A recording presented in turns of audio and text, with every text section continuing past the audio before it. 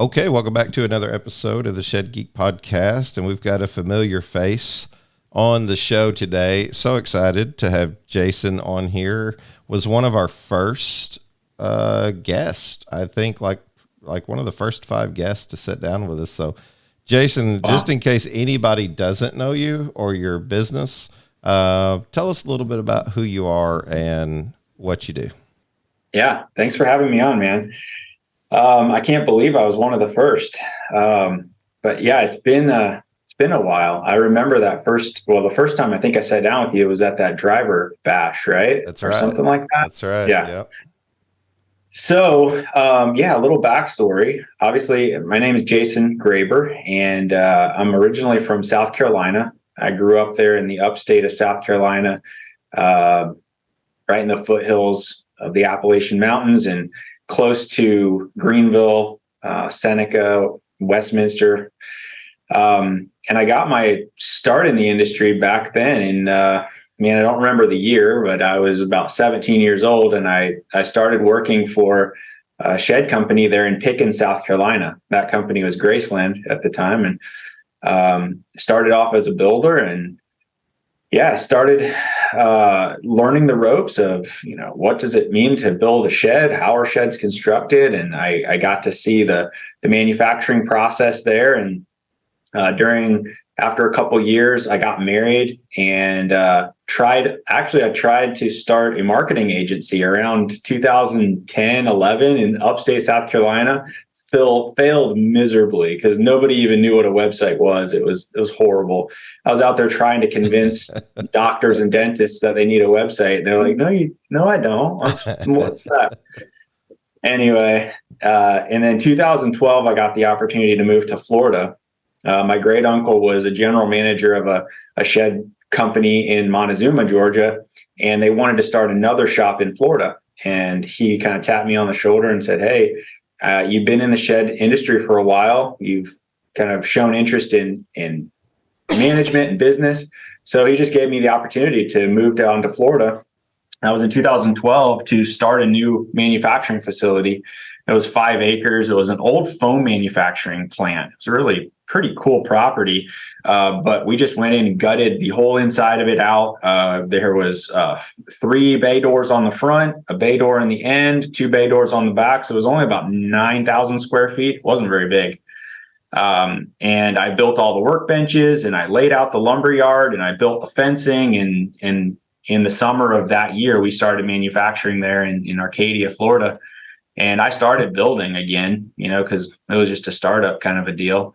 And within the first 6 months, I started managing that shop, and my wife was running the office. So she was running kind of work orders coming in and out, tracking builder pay and all that stuff. And I was mostly responsible for quality control, production recording, and also ordering materials. We did that for about 4 years, and that was really fun. We had a good time there. And during that time is when I was, running the shop and seeing all these orders that were coming in from dealers that just were really just not well put together, kind of faxed in or emailed in or scanned in, and they looked really bad. Some people would write a, floor plan on a piece of paper and a napkin almost look like. And so that's when I had the idea for, what if you could have this 3D program that, you could share with the customer, and you could design the shed, put the doors and the windows where you want it, and it would produce a nice 2D floor plan that you could use to build the shed. So that was my first software company. I started a company there while I was working at the shop. I just started learning what software is and how it works. And I built the 3D shed builder program, and ended up kind of getting a prototype. I pitched it to the owner of the shed company I was working for, and he was like, "This is amazing. I've never seen anything like it. We want it. We don't want our competitors to have it. We want it." And so we made a deal right there, and he was like, I'll pay you so much a month and it'll be ours." And I said, "Well, do you have any friends?" And he said, "Yeah, I have a couple other companies that you can sell it to, but only them. You can't sell it to anybody else." I was like, first company deal. We shook on it. He signed the paper. I was like, "Dude, this is awesome. I got my own company."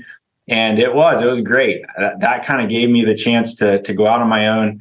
That's when I hired Fran, my co-founder now. we met by me kind of getting this like business off the ground, or like committed customers. And it's like, okay, I need to find a co-founder. So God provided that. That story is incredible. I don't think I've shared that story with you. I should share that. Hey, that was incredible. My time is your time, man. That story. So right after that, kind of, I got that commitment from those customers, my former boss. I was like, at that point, up to that point, I had been using a Chinese programmer and a UK programmer, just ad hoc. I basically had a prototype. It wasn't a very great product. And I was like, for me to take this to market, to support these customers, I'm really going to need somebody stateside that can sit with me and we can really take this to market. And so I went home and prayed about it. And I was like, God, I don't know where to find this person. I have no idea where to look. You're just going to have to bring him to me. And after I got done praying, I opened up my phone and I thought, there's this app called Meetup. And Meetup is like an online place where you can create offline meetups. So it's like a service that you can say, hey, I'm meeting at so-and-so place and it's about so-and-so topic. And I looked for the geekiest one I could find. Like, it was like an algorithms on IDE development environments. I don't know. It was something stupid. And I was like, well, that looks really geeky. I have no idea what that is. I'm going to that. And I click on it.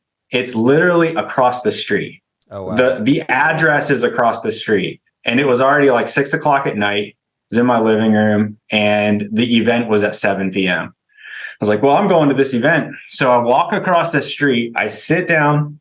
The event starts. There's about 20 people in the room. The guy that's started presenting. I didn't understand a thing he said, not a single thing. After the event was done, I looked to my right and there's Fran sitting there. I said, hey, my name's Jason. He's like, my name's Fran. It's like, what do you do? He's like, I'm a programmer. I was like, great, we need to talk. And that's how I met Fran. And I shared with him the whole story up to that point. I was like, do you want to work together? He's like, yeah, let's do it. I was like, that's awesome, man. We've been working together ever since. That was in 2016, the spring of 2016. So I mean, yeah, it's pretty amazing how God provided. And then, from there, it's kind of, God's been providing a lot of all the other people. But once we kind of got 3D Shed Builder going in the summer of 2016, by the fall of 2016 into 17, we realized that this product it doesn't really have a very big opportunity because we have these exclusivity agreements. So we went to our current customers and said, hey, are you okay with us starting another company as long as we serve this product, this product? And they were like, yeah, that's great.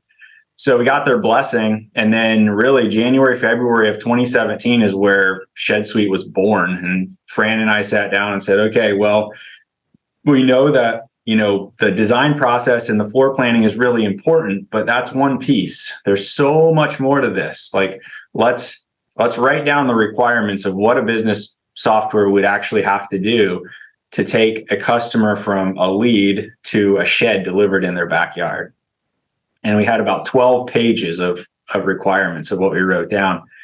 And Fran started writing code. And during that time, I was supporting the 3D Shed Builder software, actually selling sheds with it. I started selling sheds as a dealership to kind of pay the bills and get by.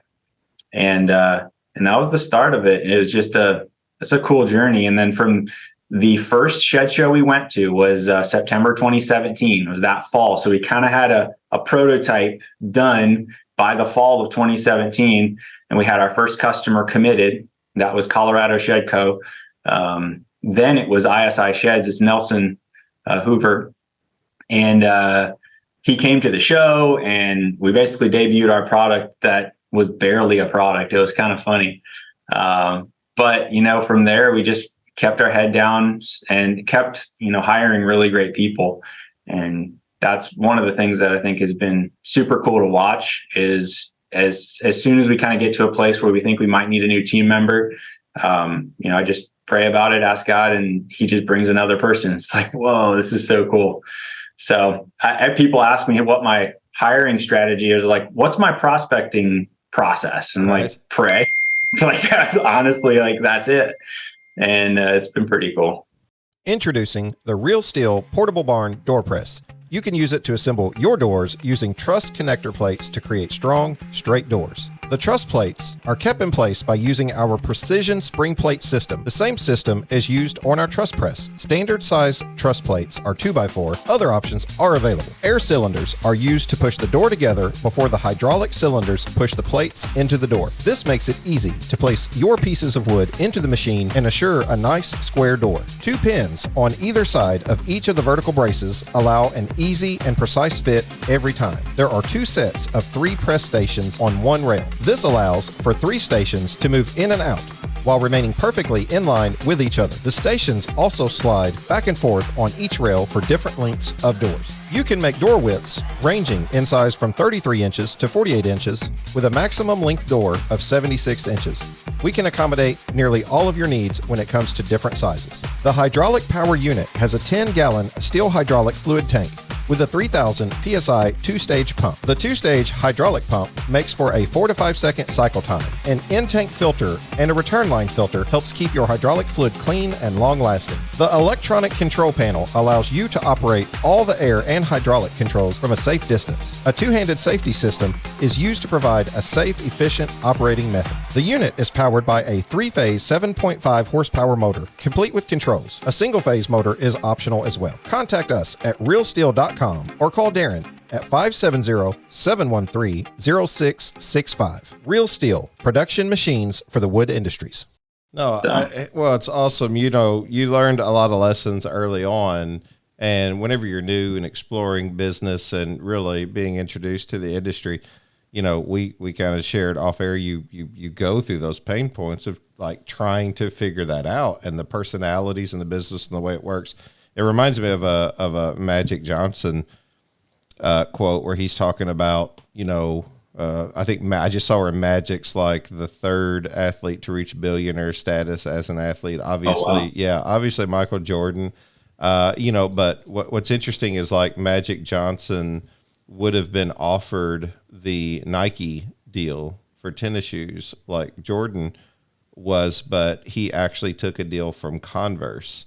And it was a larger deal in the beginning, but it didn't have the legs that the Nike deal would prove to have for Michael Jordan.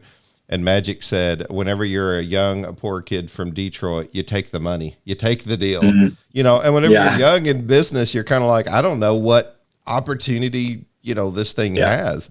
So I really like, you know, his thought process there. And obviously it's worked out pretty good for both of them. Yeah. You know, so I guess they're doing okay. A couple of things you said there I wanted to touch on, you know, and I think I did in the beginning of this. You know, you got your start sort of with Graceland, and ironically I did as well too. I was sort of lost in my career. And that was the one thing I couldn't figure out, Jason. Like I felt like family was good, life was good. I mean, we you know, like we weren't living high on the hog, but you know, we were getting by, right? But like that self-actualization, that self-purpose and things like that I was looking for always seemed to evade me through career. And actually, you know, was at a very low point in my life when a good friend of mine who I had met through baseball, and my wife had went to school with him from a very young age, from kindergarten on. He was a pastor. And he was a friend of mine, you know, whenever we were younger. And he was a pastor, and he was really like living it, right? Like really doing it. And it was like, wait a minute, I know this isn't this guy. You know what I mean? Because, you know, surely he's going to fall or falter at some point. And his name's Jonathan Renfro, and many people from Graceland might have remembered him in legal or maybe as a logistics manager. He was a logistics manager for years. I don't know what he does for the company now. He's probably been there 10, 15 years, but you know, I called him because I didn't know who else to call. And he actually, you know, said, hey man, maybe you should try to come to work here. And it was one of the best years of my life because it really allowed me to like sort of establish myself in a Christian foundation around a group of business people who also talked the same things that I was needing. It's like a babe in Christ trying to like learn and understand. And then the rest is sort of history. Actually ended up going to church with him, met Kyle. You know what I mean? So like that whole relationship, just a lot of things came out of that. And, you know, he was selling sheds and he's like, hey man, I know you know something about sheds. And, you know, like, so the rest is history. It just, you know, you can start to follow the how things go. But, Yeah, and Yeah. then selling sheds. One thing I like that you said you were selling sheds, and I don't know how many Mhm. meetings I've been in, even here lately, where I hear like a lot of like the big heads talking about like this and that and ideas and vision and all that, and every now and then you just got to kind of stop and be like, have you guys ever sold a shed? You know what I mean? Like, have Yeah. you guys ever done this or done that? And they're like, no, and I'm like, all I'm saying is it would be a good tool to have in your tool belt as you're sitting here Yeah. envisioning what you think people maybe want or Yeah. whatever. That's so funny. I think I attribute that to be one of the major factors of my success is because I started as a builder, lowest level. I was a builder's helper, so I was like Yeah. the lowest level.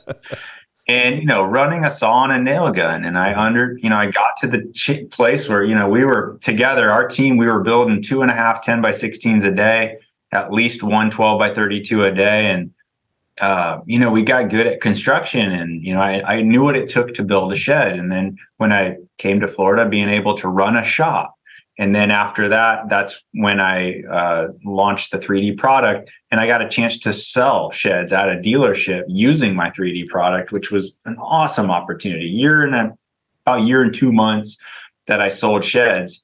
I loved it. I loved selling sheds. It was so much fun, especially because I got to sell them with my product, and it was Right. a fairly revolutionary product. Nobody else was really using the 3D tool to sell sheds at the time. I was like, oh, this is so much fun. So So how I does that agree. I think land? it's important. How does yeah, absolutely. I couldn't agree more that service like really sets you up for success in understanding the whole picture. But Yeah. where's Shed Suite in terms of coming full circle now?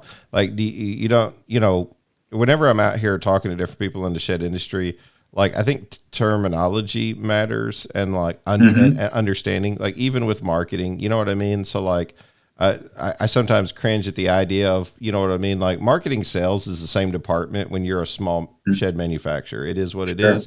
It Yeah. has to be. But whenever you're large enough, your marketing and sales and your advertising budget and sort of understanding Yeah. the different complexities of scalability, those are two Yeah. totally different things. Very So different. Yeah. what I find is like the shed, the small shed manufacturer might hear marketing. So they'll, I'll tell you what, if people don't relate to what I'm saying, here's a perfect metaphor. If you ever gone to church with a Baptist and you've only went to church there one time, people will say, well, this is the way all Baptists are. If you've Okay. met an Amish person, people will say, well, this is the way all Amish people are, or all Pentecostal people are, or you name it. Um, but the reality is that, it's like somebody said on Facebook the other day, if you've met one Amish person, that means you've met one Amish person. You didn't meet everybody. Yeah. There's a No. collective theory and culture, but people are autonomous in their being and who they are. And that's the way God created us. So it's sort of the same way with like marketing, but then also all of these programs that are on the market now available for shed guys. So like how do you Jason Graber spell out the narrative for Shed Suite and what it is? What's your 5 minute commercial to people? Yeah, yeah. So, I mean, our original product is still our core product, and it's what we build on. My philosophy is Shed Suite should be the core business operating system of a shed company. So, it needs to have all the major components that it takes to sell a shed, produce a shed, and deliver a shed. That's like the core. And then, of course, there's so much around that supporting dealer management, driver management, shop management, admin, finance, accounting, all this stuff. And we're continuing to add like kind of further reaching products. And one example of that is just recently we launched our full service Shed Suite marketing CRM. So the whole process of marketing extends past the sale. The sale process does start in Shed Suite as the dealer dashboard, the quotes, the pricing, stuff like that. But there's this whole other realm of, advertising, paid advertising, social media, lead nurturing, email follow-up, drip campaigns, all this stuff that Shed Suite was not originally doing because it wasn't in our scope. I mean, we just didn't have the bandwidth to create it at the time. And we realized, well, the larger organizations do separate sales and marketing, and they're two different things. And you need to have solutions for companies that are running marketing. And so that product has been met with just an awesome response. People love the fact that they now have, a Shed Suite marketing platform that serves as a really extensive CRM that they're able to, create lead forms and generate leads and be able to nurture leads and communicate with leads. And so that's just one kind of example of us extending out the product into a place where it's like, Shed Suite is the core business software and it works really, really well. And you can we've got companies running, $20, $30 million companies just on the Shed Suite core product. You don't need anything else. And they may be using some other things. I can't speak for, they probably are using some other things, but what we found is now what we're going to be focusing on is making the core product better and adding these really powerful kind of extensions onto the product. And the first one was the marketing platform that really fills out the front end of the funnel. So if we can allow a shed company to predictively generate sales on demand, where it's like, hey, we're slow right now, let's make more sales. You have levers to pull to make more sales. And that's with the marketing platform and with the Shed Suite e-commerce platform. You can do it. We can leverage what we have to make more sales. Then where does the bottleneck kind of just organically flow to? Well, it's production. Like, how do we manufacture all these sales that we just did? So our next major initiative is this MRP project. And that's a project that we're building out that is everything to do with production planning and job costing and material tracking, purchase order creation and receiving. So, we're systematically going after, business domains that, eventually we have this full suite of products that work together that make up the core business operating system of a shed company. And while we do that, we want to produce like training and content and teach people how to run shed company as well. And that's why I love, what you're doing. It aligns with what we're doing. We just want to help shed companies run their businesses better. And there's so many tools and there's a lot of information that people can consume that will help them do that. I mean, I've been a student of, business for a long time. There's books you can read. There's podcasts you can listen to, no pun intended. There's stuff like that we thoroughly believe, like, if we can produce some of this just really good business insight and thought, help you think like a real business, right? Then you'll be more successful. And that's what we want. We want you to be more successful. So, hello, shed sellers. Let's take a moment to discuss the shed customer and meeting their expectations. I remember growing up in the neighborhood where a certain percentage of the houses had well-manicured lawns and well-manicured homes. These were the type of individuals who felt it was important to purchase a well-constructed home or vehicle, or maybe equipment to help maintain the quality of the item. As shed manufacturers, we seek to provide a well-built quality shed. We want the customer to feel satisfied that their hard-earned money has been well spent on a product that will last. At LuxGuard, we believe adding high-quality rubber flooring to your line of sheds makes sense to the customer and adds value the customer can appreciate. With each year, sheds are becoming more complex. The customizations we are seeing are virtually endless. LuxGuard not only gives a complimentary aesthetic appearance for their shed, but also protects the floor from spills and keeps cleanup simple. Offer your customer the customer service they seek with LuxGuard. At LuxGuard, we are committed to delivering exceptional customer service and innovative products to help our customers achieve their goals. We strive to meet the evolving needs of the customers. To speak with one of our ready-to-serve customer product specialists, simply call 336-468-4311. To see our product and view an installation video, just visit our website at luxguard.com. LuxGuard, the floor that lasts a lifetime.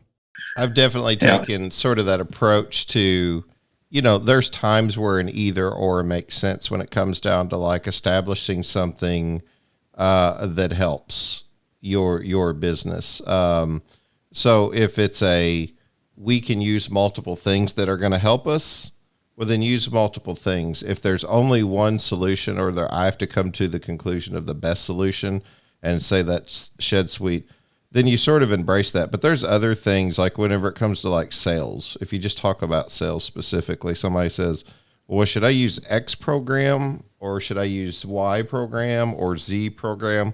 Like my complication, my frustration, and I tell people with the shed industry is oftentimes like, not everything's an either or. So like you're going to have to graduate past that space mentally where, are these things helping me? Then I'll embrace whatever helps me sell a shed that's within my budget, that's within my, capacity to be able to help. So, I mean, it'd be as simple as, saying, should I only buy a truck or a car from now on? It's like, well, I don't know. Both get you where you're going. So maybe consider both. And then there are times where only the truck does the job. Only Shed Suite will do the job. It's the truck that's going to haul you across the finish line to what you're trying to accomplish. But in other cases, use whatever helps you. Education you touched on, and that means so much, because like if we're going to be a maturing industry, then like we're going to have to develop professionally, and education's going to be the thing that brings us to that point. There's nothing wrong with hard work and grit, but it is so far. That. I mean, that coupled with knowledge, though, that's the key. So a lot of the stuff, and I talked to you earlier, one of the things we're excited about is this initiative we're calling Shed School. It's just a free article series that we're publishing on shedsuite.com. And we just take a deep dive into very generic business strategy. And it's like, this stuff is good. It's good stuff. It's the stuff you find in, books like How to Win Friends and Influence People and, the 7 Laws of Leadership and like all this stuff. And it's like, it's good. And if you think about it in the framework of the shed world, because we kind of put our shed spin on it, right? It's just good content. It's the stuff that I would go look for and read. It's the books that I would like to read. And so we hope that it'll be impactful for shed business owners to read this and get a nugget or two out of it, that they'd be able to apply to their business and just become a better business owner. I think ultimately that's our goal, is we want to create better business owners and better shed organizations. Well, you're seeing different programs start to hit for the sales side of the industry, which has sort of been undeveloped. I mean, it sounds to be like maybe the Shed Suite schooling and the marketing component to it will kind of help educate people in that. And that's, I'm seeing you, I wanted to talk about this.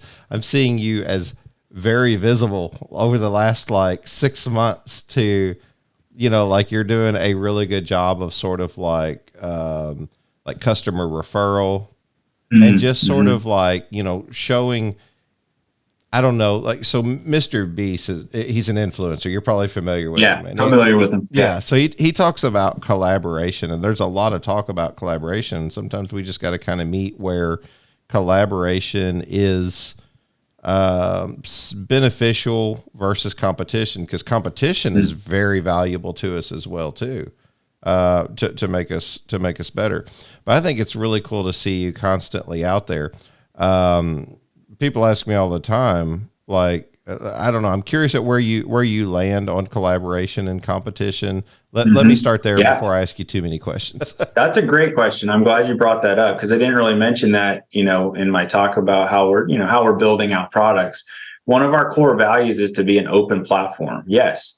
We want to be the core business operating system, but I look at Android and the way that Google has partnered with Android, and, Linux is another, operating system that we like to look at.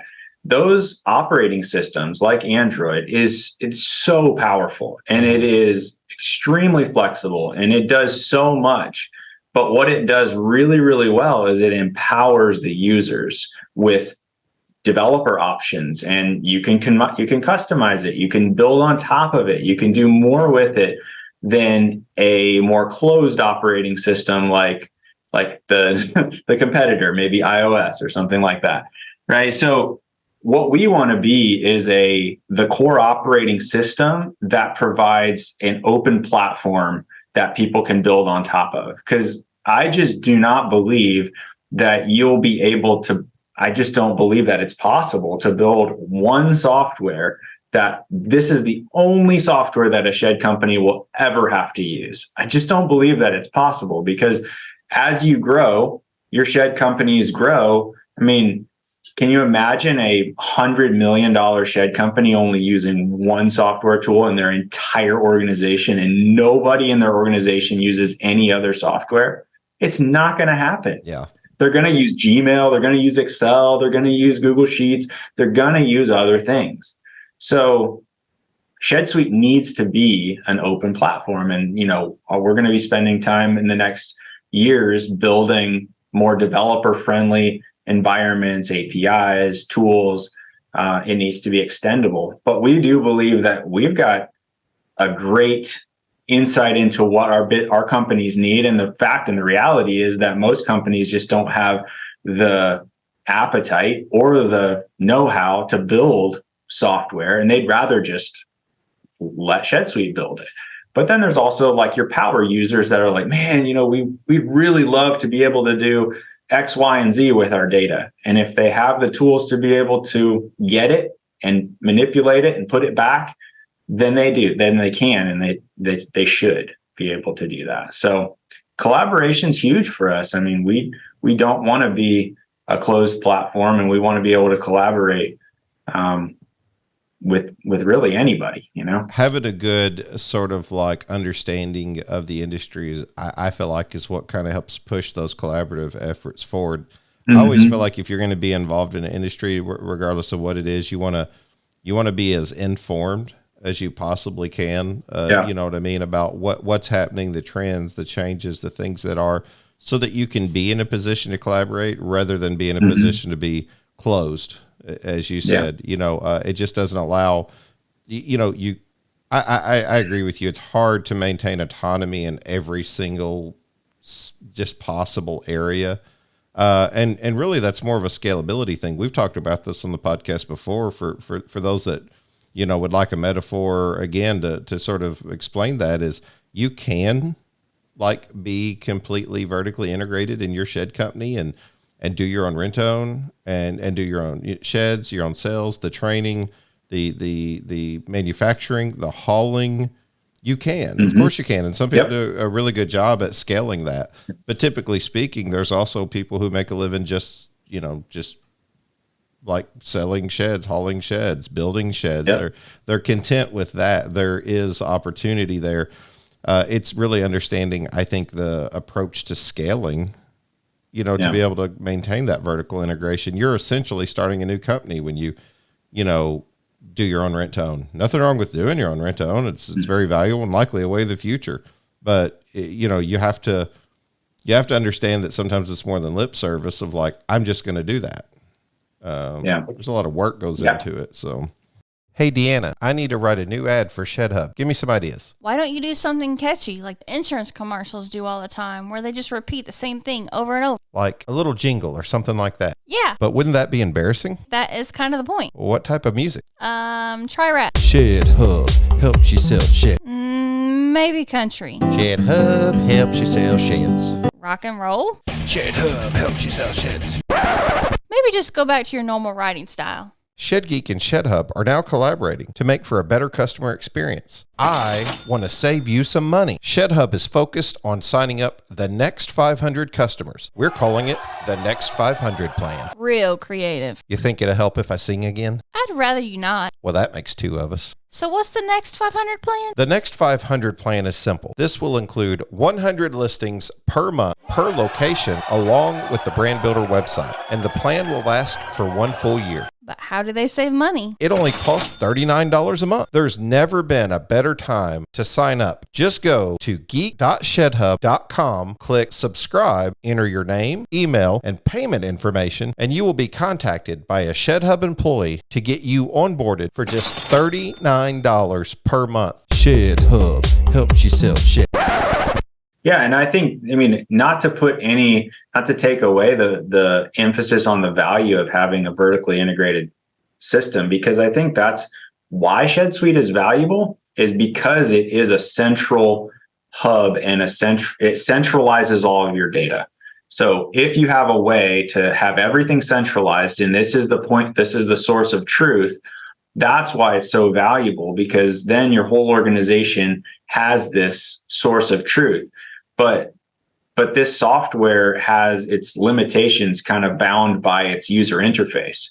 And if the user interface is what's binding you, but you have an ability to access the data and be able to consume it and even manipulate it via a program, an application programmable interface like an API, then it really opens up a whole new world for you, because then you can then build things on top of it, and it enhances the product. It doesn't take away from it. And that's what I've seen. It's a misconception where I think some people think that, oh, if you open up a vertical SaaS product, because that's what we are. We're a vertical SaaS product. We serve only shed companies. We don't sell. If you're not a shed company, Shed Suite's not for you. But if you don't open that platform up, then you're walling off any innovation, really. I mean, from people that want to be able to kind of be that power user. And I think it's a disservice. And I think, where I was going with that is, it's a misconception that it's taking value from your company, because it's not. If you open your platform up, it's adding more value, because people will collaborate. They will potentially build something like a new feature that they may even share back with you. And you can say, hey guys, how would you feel about that being a core Shed Suite feature, and you're not having to like bolt this together with an API and all this? And they'd be like, fantastic. So we can build it. It adds value. It doesn't take away value. And I think that's something that I kind of learned early on and decided, no, we're going to be an open platform. It's not going to be a closed platform.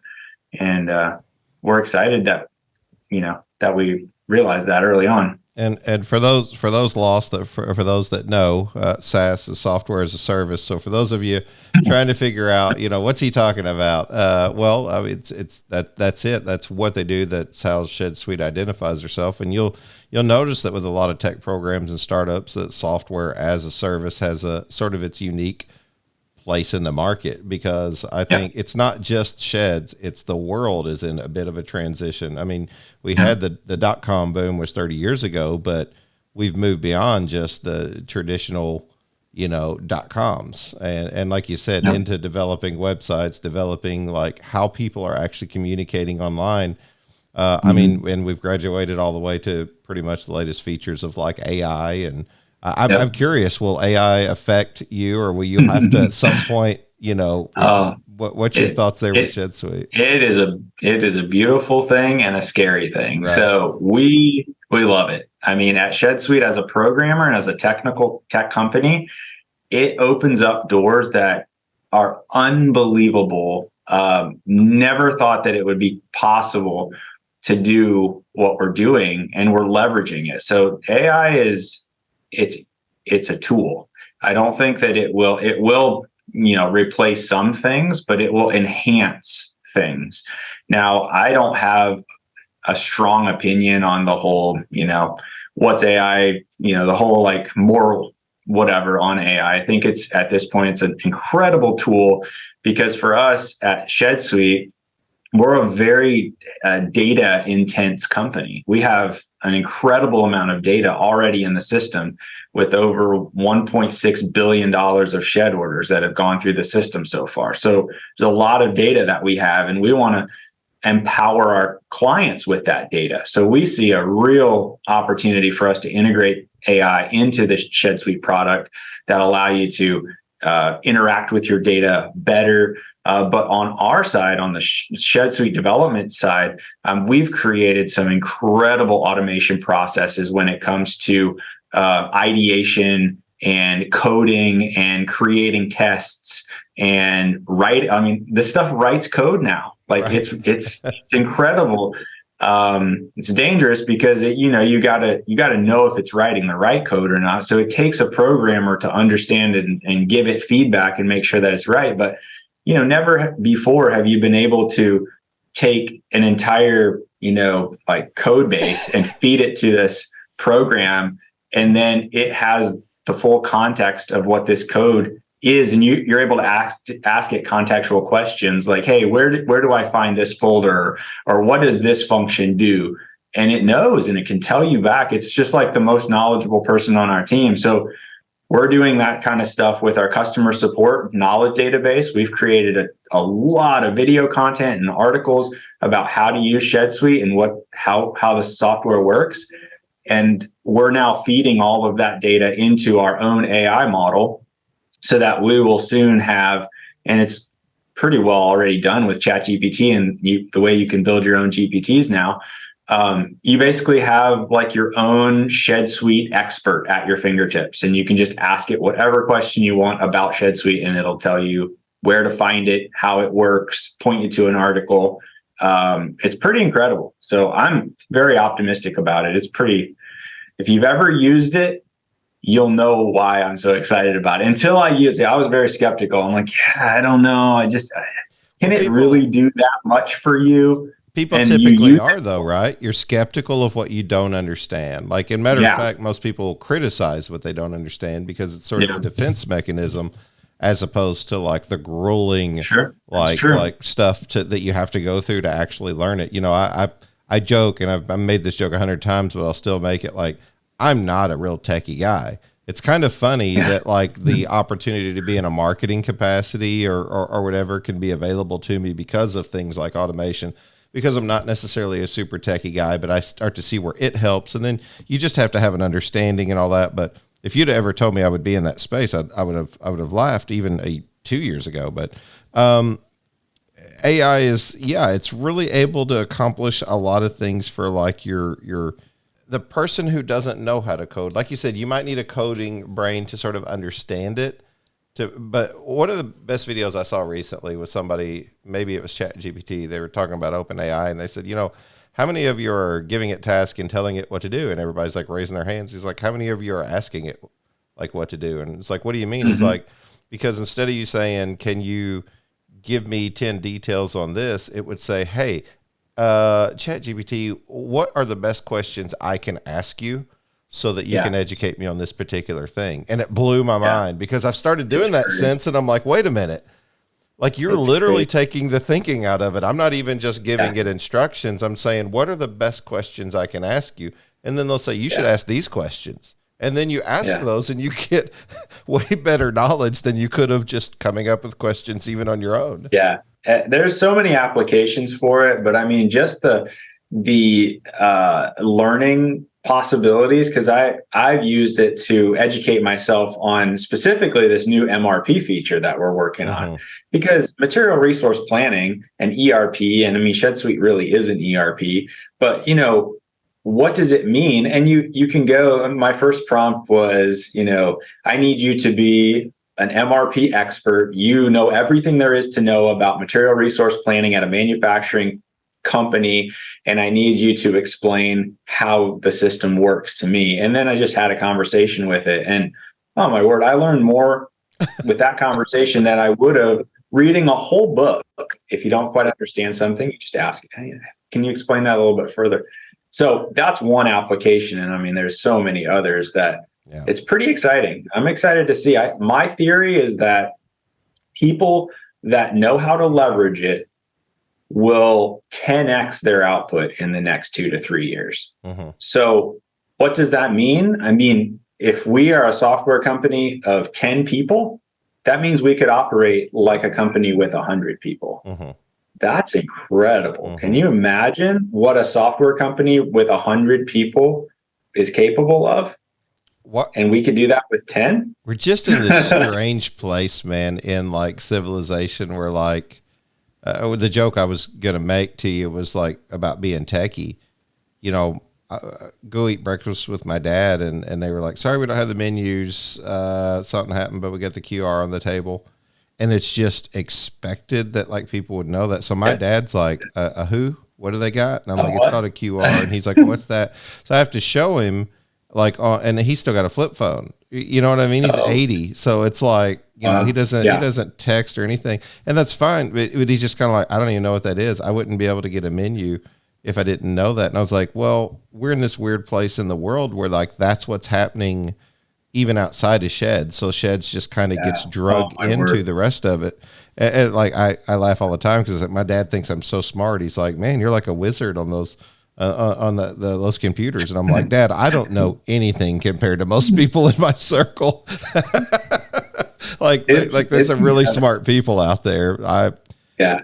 But Well, that's what's crazy is it's just moving so fast. Like yeah. I've seen a lot of things move pretty fast, .com bubble and, the rise of the internet and even crypto and Web3 and how fast some of that stuff moves. But AI is different. I have never seen anything move this fast and be adopted this fast. It's going to set records for a new technology being adopted at the rate that it's being adopted. And it is going to completely revolutionize some businesses and completely destroy others because you don't use it, you will be destroyed tomorrow is basically what's going to happen because you just won't be able to compete on a revenue scale. Let's talk about that for where it meets our world in the shed industry. It's been discussed many times that there's just a lot of folks. I mean, I really thought about this whenever we launched marketing. Like there's a lot of folks that really just want a trusted resource. You take like the plane community as an example,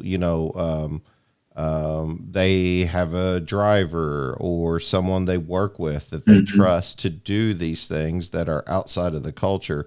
Like where do, and maybe this isn't just plane community driven, but they're a big part of our industry and we have to acknowledge that. But what do we do? How do we meet those people in the shed space who say, I got in to build sheds or maybe even sell sheds, or you bring on a shed seller who's retired because they're very personable and they can understand the product and sell it, but they might not be able to get on and enter data into a sales platform or whatever. Like, where do we meet those people who say, I signed up to build sheds or sell sheds, not get into CRMs and SEO and all the rest of the things, what's a pixel? What are you talking about? They just they either don't care or they're like, listen, I've passed the threshold of being a young person who wants to have that future ahead of me. Or just someone again in the plane community. What's your advice there? How do we better their situation? Hello, shed sellers. Did you catch the latest Real Work Labs interview with George Converse? If not, don't miss this value-packed episode. Head to Shed Geeks Podcast YouTube and search Real Work Labs. George and the Real Work Labs crew are riding the wave of Google's latest updates, taking your digital presence to the next level. We're tech artisans crafting your neighborhood brand voice for shed sellers like you to stand out, gain trust, and get found online. Our software will easily capture your work snapshots, videos, weave your craft's story, and get reviews all in one virtual experience. Our innovation goes beyond getting found for your business location, rather getting found for your work locations. Reviews intertwine with their corresponding job sites. When potential customers seek local expertise, you're the proven solution they'll find. It's high time to map your reviews and showcase your beautiful work in a meaningful way that builds trust in customers' neighborhoods. Ready for the journey? Visit shedgeek.realworklabs.com or call George today at 480-787-7575. Real Work Labs, elevating your trust, increasing your conversions, and getting you found where you work in the neighborhoods you serve, one shed at a time. That's such a good question. And I don't know if I have a good answer for it because I think that you can absolutely support those people. I mean, they have great reasons for not adopting technology or being in the situation that they are. Totally respect that. Get it.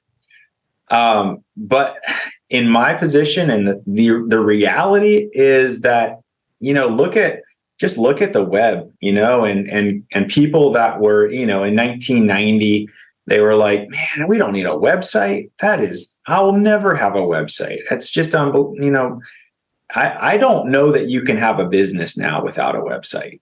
I don't think that you would be able to be successful and have a business without a website. I just don't know that it's possible. So that's kind of the way I'm like, it might work for a little while longer. Now, the building is a little different. Until we really get to a place where automated machines become really affordable, you're going to always have a pretty good job building sheds, because automation in machines is just very expensive. It's going to be years down the road for that. When it comes to sales, the honest truth and what the situation is, the generation that's going to be buying sheds is only going to get younger. So for a customer that's my age and younger, when they get to the age where they're going to buy a shed, it's going to be expected that I can go to a website, I can check out online, and it will get delivered to my house next week. I don't want to talk to somebody, and it's sad, but it's just the true reality of how it works. Or they might want to text somebody. I'm fine with texting somebody, getting the details, but I don't really want to go down and talk to somebody. So I don't know that for fact, because nobody can know the future. But if you just look at the trends of kind of what happened with adoption of the website, and I think moving forward, technology is just, it's here to stay. In terms of AI stuff, I think that's still a lot of undiscovered. We got to decide, how that's going to play into our, into our specific industries. And it'll impact some more than others. I see industries like attorneys or lawyers being impacted dramatically, because all they're really doing is housing data and intelligence. And that's what this thing does really, really well. And you've already seen these studies online where, this AI model can pass the bar, and it's better at defending a defendant than a human. So, there's stuff that's those are the industries that are going to get, they're going to get disrupted very, very quickly. But as humans, we're going to be very reluctant to give the reins over to an AI. And so we're always going to want to maintain that control, and hopefully we can. But if we use it as a tool, like what I was talking about, do code checks, ask it to debug your code, ask it for marketing ideas, collaborate with it to understand sales strategy, help me be a better salesperson. It'll actually treat it kind of like the smartest person that you know. If you treat it like the smartest person it's actually extremely valuable, because you can pick its brain. I think that's why it's wise in the shed industry to just continue to set yourself up and to be poised for success in the future. And you can do a lot of that through the collaborative efforts. For those who are their eyes are rolling back in their head and they're like, I don't really care about any of that. Don't want to have anything to do with that. I live a pretty simple life, build sheds, or I haul them, or I sell them, or I do what I do. And all of this stuff doesn't really affect me. I would say it's kind of like whenever people say, I don't talk politics and religion, or they say I don't do politics or I don't do religion. I always say, well, it doesn't matter if you do them or not, because they affect you. You know what I mean? Like that. So it's better to be educated on something as far as you can, even if your education can only go so far with it, or you care to. At some point you got to have a general understanding. And I think those that are putting themselves in a prime peak position, and that's what we did. We try to do that to build trust. I mean, we've already heard a couple of horror stories, this website cost me X amount of dollars, and then it cost me like X amount of dollars per year, which was what we could basically come in for that person on a marketing budget for the entire year. It was that's what they're paying to keep their services up. And I think, not to create panic, don't get me wrong, I don't think that's happening widespread, but that's what happens whenever people see the opportunity to take advantage of somebody who doesn't know. It's like taking your car to a mechanic, right? All the joke is, ladies don't take their car to a mechanic because they're afraid, your canuter valve is messed up. You know what I mean? And you need you need blinker fluid, and you're going to have to charge you for that. So it's the same way with technology. People don't want to get ripped off. So with marketing, what we did was said, hey, we want to open up with everybody else, and we're not done. We want to build more collaborations. We've got some really good collaborations that exist already in the industry. But that's not to minimize anybody. We want to just do more. I think we're going to do more over here at the Shed Geek Podcast. We just want to keep doing this because we love what we're doing and love that you're a part of it too, man. And want to work Amen. with you in whatever capacity we can, and just make a better shed industry, and where that opportunity meets and satisfies both of our personal endeavors. Well, that's just awesome. I just think Yeah, that's cool. I love it. I think our visions align because, I mean, what we're doing is trying to empower shed companies to run more profitable and efficient companies. I mean, that's it. That's it. Bottom line. Yep. How do we do that? Well, in our case, we provide great software. Yep. How do we streamline your business through software? In your case, it's how do we create engaging marketing campaigns and run those campaigns well for you? I mean, everybody's got that same vision. So I love it. I'm excited. We just finished our year-end planning, strategic planning and strategic goal setting for 2024. And we've got some incredible goals on the schedule for 2024. So I'm very excited. You know what I don't have? And I'm gonna have to send you something as well. I don't have any Shed Suite like gear. Oh, man, I've got this awesome box that I send every client every time they renew their subscription with Shed Suite. And it's got a backpack and tumblers and hats and pens and all kinds of, here's a Shed Suite mug. Nice. It's really awesome. So I'll send you a box. Well, I'll return the favor. I'll send some Shed Geek stuff your way, and certainly appreciate. I wanted to get down. We had to do this by Zoom because I got all the way down to Florida, 9 hours from home, and got sick. And I left a trail of destruction behind me, getting everybody sick along the way. And I couldn't do it. I had to come home. Can I? He might be embarrassed if I say this, because I think he's still feeling his way through. Can I tell you, I struggled with coming home. We were in Valdosta at a campground. It was 9 hours from home, and I struggled because I was like, man, I don't want to miss this, and I've got to reset this back up. I just could not understand. I was like, God, I'm trying to tough through this. Help me tough through this. And I just kept getting worse, Jason, and worse and worse. And I finally, I 4 people, I just had to call and message, text. I can't do it, guys. I got to go home. We needed to come home. And I'll tell you why. And maybe you guys can follow this story for those of you who follow the podcast. But we got home, and my 19-year-old son who's at school said, hey, I want to come home and talk to you and Mom. That's never something that you necessarily want to hear from your 19-year-old son in college. Yeah. You're like, oh no. And he goes and he talks to my daughter first. And then I text her and say, how bad is this? 1 to 10. She said, oh, I thought it was real bad at first, but then it's actually not bad at all. You'll be happy about it. So he comes home and he tells us, he says, I just don't think I'm in the place that I need to be. It's like, what do you mean? He says, I just, he's computer science is what he's studying, at Southeast Missouri State. And he was like, I don't know. God's really been putting it on my heart that I think maybe I should be in ministry. Wow. And so I couldn't figure out why I came home. Yeah. But realizing that my son needed me and my wife to be there for him to kind of talk that through. So we don't know where that's going yet, but it's really exciting. And we want to just he's trying to figure out technology, Jesus. Mm-hmm. He's like trying to mesh the two.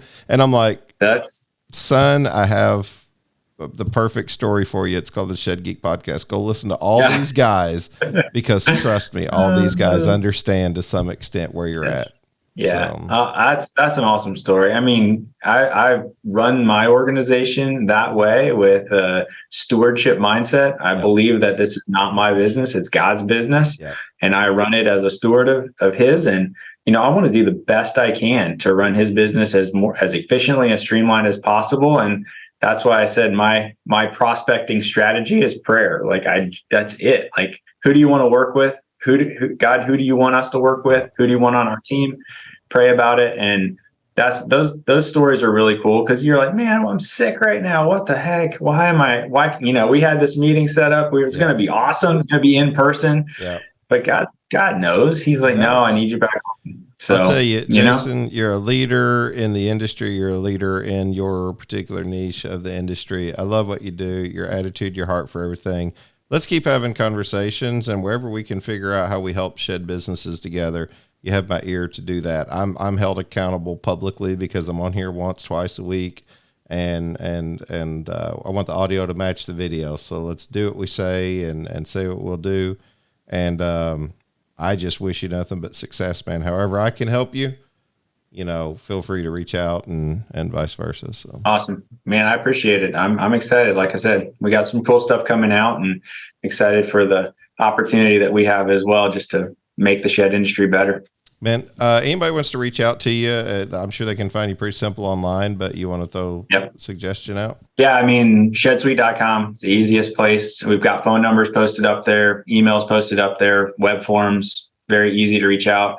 Obviously, if you want to follow me personally, the About Us page on our website has my social profile, so you can go follow me personally on social media. I'd love to connect. I mean, I love connecting with entrepreneurs, business owners, people that are in the shed industry. So feel free to reach out. We're in here, Sarasota. So if you're ever in the area, love for you to reach out to me, and we'll grab some coffee or something. Absolutely. Do something. I just put a pickleball court in my backyard. We'll play some pickleball. No way. Well, the only thing I know about pickleball is I shouldn't play against Phil Carcelawi because he absolutely he lured me in, dude. Like he sent one of his employees out to play against me, and like I mopped the floor with him. I was like, I'm the king of the court. And then like Phil came out and kicked my butt, dude. Like, that's awesome. He got me. He absolutely got me, and he does not let me forget it. But hey, awesome. I have been like telling everybody, do you want to turn the mic around? Do you have any questions for Shed Geek, whether it's personal, whatever, podcast related, shed related, whatever? If there's anything you've ever wanted to ask, you got me in the hot seat right now. What question would you have, if any? Man, I don't know. I mean, I've always thought about potential, we're publishing the Shed School. Like, I don't know. We've thought about a podcast, but I'm just not sure if that's something that we should do. I don't want you to say do it just because. No, here's what I've told people. I've seen, like, even where other podcasts come out, and I say, people say, well, what would you do if another podcast come out? And I say, man, like, you got to understand the school of thought that I subscribe to.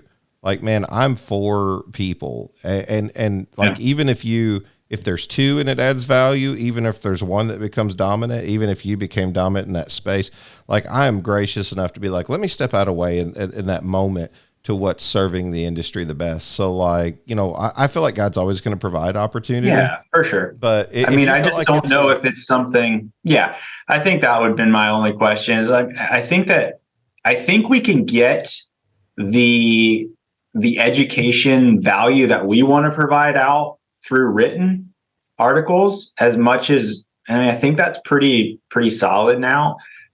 So it's not something that's really like on our radar, but I've always, I like to talk, right? I'm a talker. I like to, interview people as well. And I just always kind of thought that maybe that's something that would be in our roadmap, but I didn't know if you would say do it or not do it. Absolutely, man. Do it. Do it. I would encourage you. Matter of fact, if you had questions about it, just ask me. I would give you like thoughts, whether they be, pointers, tips, or whatever.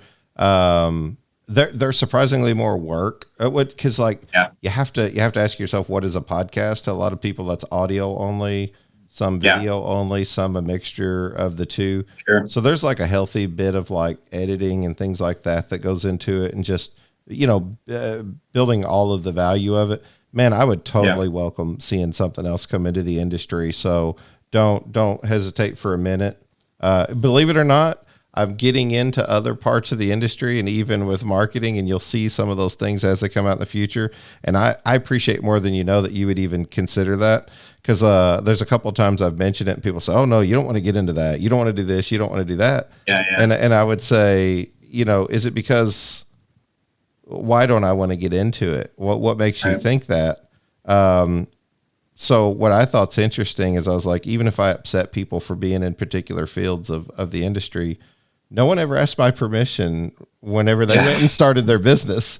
And I'm like, why do I feel this obligation to feel like I have to do that with everyone else? So you're the first person to even mention that, and I would tell you, dude, I'd be in your corner 100%. I'll promote it, help however I can. I seriously believe that, like, if you live what you say you do, the transparency will come out in the end. It's just, it's a scary leap of faith, man, for a lot of people to do. And it was scary when I did this, but it's not only paid dividends, it's supporting me now, and my family, my wife can work with me. So dude, who knows? That's awesome. Maybe I'll be part of the Shed Suite podcast one day. I just, like you said, it's a passion that we want to help people run better businesses. I've been super blessed. I'm in an organization called C12. I don't know if you've heard of it before. I am. It's awesome. I mean, it's that value that I want to give to the world, where I'm getting fed this really high quality content. It's how do you run your business as a ministry? How do we have kingdom impact? How do we, run like top notch, top performing industry? And I want others to do. I want the shed businesses to do that too. Yeah. So, whatever I can do to help facilitate that, and maybe it's a podcast, maybe it's not. Hey, man, I'll be your first listener, and I promise you, you guys will do a good job. So that's what's exciting. You know what I would tell people is like, here would be my thoughts on it. Don't do a bad job. Don't do a bad job. Honestly, do a good job, because like the worst thing that you can do is be compared.